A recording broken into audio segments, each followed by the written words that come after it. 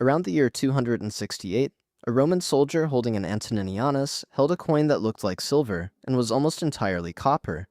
2% silver, 98% base metal. The thin silver wash on the surface had been polished on at the mint to disguise the alloy. 3 centuries earlier, under Augustus, the same denomination had been struck from 95% pure silver. The transition took 200 years. This is the archive of the Roman denarius, the longest documented currency debasement in history, and the slowest. The inflation that followed it took longer still. The warning signs were inside every coin. Anyone with a balance scale could have measured them. Almost no one did. The first warning was inside the metal itself. From Augustus through Nero, the denarius held above 90% silver. In the year 64, after the Great Fire of Rome, Nero reduced both the weight and the silver content. The reduction was small, about 3%. Imperial revenue rose, no one noticed. The second warning was inside military spending.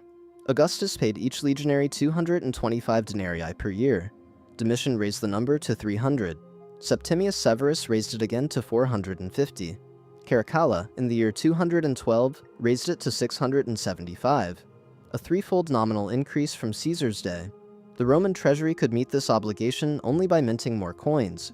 To strike more coins from the same silver supply, the silver content had to fall. The third warning was inside the empire's wars. The Antonine peace held for a century after Augustus. The Marcomannic Wars under Marcus Aurelius broke it. After that, military emergency became the normal state. Each emergency reduced silver content by another percentage point. None of them by itself was a crisis. Cumulatively, they were one. By the year 200, the denarius held about 60% silver. The empire had been at this for 200 years. Prices in Egyptian wheat had barely moved. This episode is supported by a private community I run. People who care about the older patterns. The ones that take 2 centuries to develop, the ones the textbooks compress into a paragraph. The Roman denarius is not the only currency that lost most of its metal slowly while the price record stayed quiet. The patterns repeat. The community is for the people who want to read them in long form. The link is in the description, the same archive, in a smaller room. The trigger had a name, Antoninianus, the double denarius. In the year 215, the Emperor Caracalla introduced a new coin. Its face value was 2 denarii. Its silver content was approximately 1.5 denarii. The half denarius difference was the imperial profit on each strike. The antoninianus was not a debasement of the old denarius. It was a structurally new instrument, a coin that openly priced its face value above its metal content.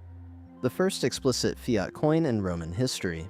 The silver content was the float between trust and seigniorage. The mechanism that followed was a slow version of the deficit monetization spiral. Each emperor inherited a denarius worth less than the one his predecessor had inherited.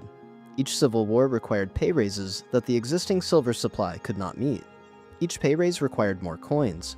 Each batch of coins reduced silver content slightly. The cycle ran for 50 more years. In the year 235, the Emperor Severus Alexander was assassinated by his own troops. The 50 years that followed are called the crisis of the 3rd century.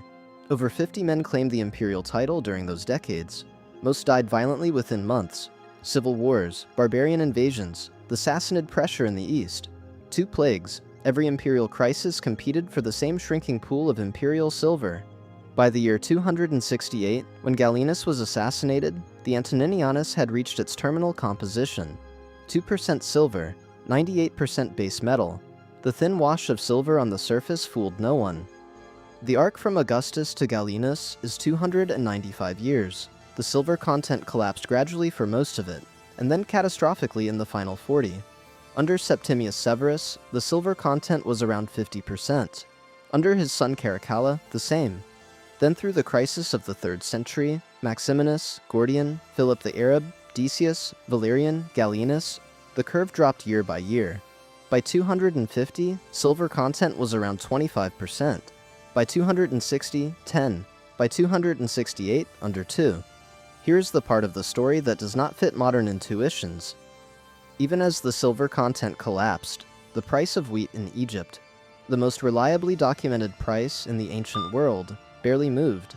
From the year 80 to the year 160, the median price was 9 drachmas per artaba. By 250, after a century and a half of debasement, it had risen to about 16. less than a twofold price increase across 170 years. By any modern measure, that is not inflation, that is price stability. The debasement was real, mechanical, chemically verifiable. The inflation was not. The empire enforced face value on coins by decree. Tax collectors accepted the debased coins at par. Military pay was issued in them. Markets transacted in them. The latent gap between metal content and face value accumulated, but did not yet manifest. The population was not deceived. Archaeological hoards from the late 3rd century show that people sorted coins by perceived silver content and kept the older, heavier denarii out of circulation. The newer antoniniani were spent immediately. The pattern that English schoolboys would later be taught as Gresham's Law was already running in the markets of Pannonia and Egypt 1200 years before Sir Thomas Gresham described it. The bad money drove out the good money went into the ground, some of it is still there. What did 3 centuries of debasement do to the people who used the denarius? The first consequence was on the army. A legionary under Augustus received about 800 grams of pure silver per year in pay. By the reign of Caracalla, after the famous pay raise, real silver pay still hovered above 1,000 grams. By the crisis of the 3rd century, under Gallienus, the same nominal pay scale, paid in antoniniani at 2% silver, delivered under 50 grams of real silver per year. The men holding the empire's frontier were paid less in real terms than their great-grandfathers had been. They knew it. They mutinied repeatedly. Most of the 50 emperors of the crisis were proclaimed by army units demanding pay. The second consequence was on imperial taxation itself. Taxes were nominally due in coin at face value. As the denarius lost real worth, this meant the imperial revenue collapsed in real terms, even as the empire's expenses rose. By the mid-3rd century, provincial administrations had quietly shifted to in-kind taxation, collecting grain, fodder, and military supplies directly from farmers. The denarius continued to circulate, but the imperial accounting system stopped depending on it. The third consequence is still in the ground. Across the former empire, Britain, Gaul, Pannonia, North Africa, late 3rd century coin hoards contain a characteristic mix. High silver denarii from the 2nd century carefully set aside, while the debased antoniniani of the same barriers present day circulated openly until needed. People knew what their coins were worth. The state continued to insist they were worth more. For 200 years, the discrepancy was tolerable. By the year 270, it was no longer. 3 emperors attempted to fix what 2 centuries of mint policy had done. 2 failed, 1 succeeded. In the year 274, Aurelian raised the silver content of new antoniniani and stamped them with quality marks. The reform held briefly. Within a decade, the silver content was falling again. Aurelian himself was assassinated in 275. The reform did not survive him. In the year 301, the Emperor Diocletian, having unified the imperial currency 5 years earlier, issued the edict on maximum prices. Approximately 1,500 goods and services received state-set price ceilings. Wheat, 100 denarii per modius. Wine, oil, meat, textiles, services from teachers to surgeons, all capped.